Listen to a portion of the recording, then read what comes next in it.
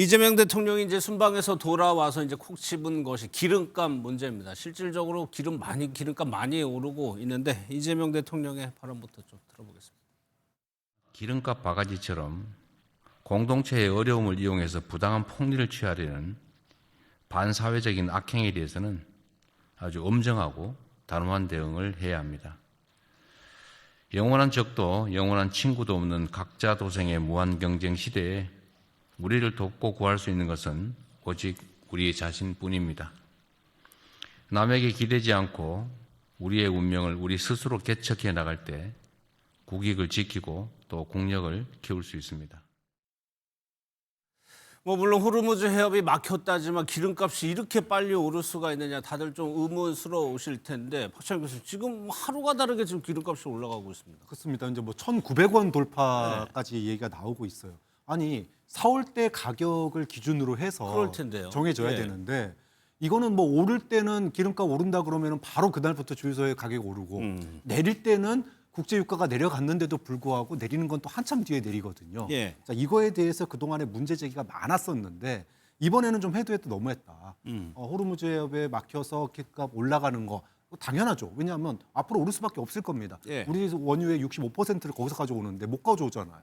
그런데 이게 정유가 돼서 시장에 풀릴 때까지는 시간이 있는데 우리 국민들이 당장 지금도 물가 높다고 난리인데 하루에 200, 100원씩 100원씩 계속 올라가면 장거리 출퇴근하시는 분들은 정말 죽고 싶은 마음이거든요. 화물차 경유 쓰시는 분 더 그렇죠. 그분들 생계가 달려 있는 문제예요. 좀 그런 점에서 이재명 대통령이 이 이야기를 꺼낸 거는 그 동안에도 참 이 논란이 많았는데 이번에는 이 문제를 갖다가 한번 확 끊어보겠다. 그래서 소위 시간차가 걸리는 이 문제에 대해서 왜 이런 일이 발생하고 있고 다시는 이런 일이 발생하지 않을 조치를 갖다가 취해 주기를 아마 국민들도 바라고 있을 것 같아요. 사실 이재명 대통령이 피부에 와닿는 작다고 할 수 있지만 피부에 와닿는 정책들을 개선하면서 지지율이 또 올라갈 가능성도 있는 거거든요. 그렇죠. 그러니까 경기도에서부터 이미 성남시장 경기도부터 가장 어떤 밑바닥에 있는 민생 경제라고 하는 부분들을 본인이 다 체감해 왔었고 그 문제를 풀어가는 방법들을 알고 있거든요.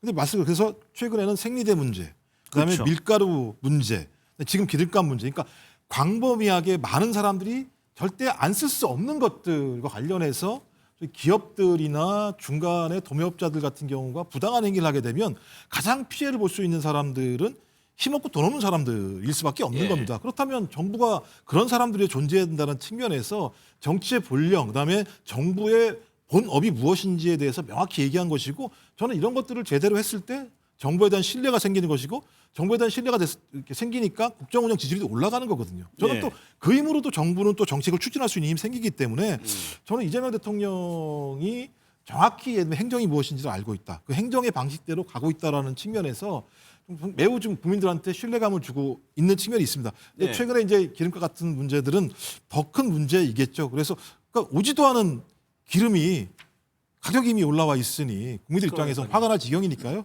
그런 일이 절대 없도록 해야 될 거라는 생각이 듭니다.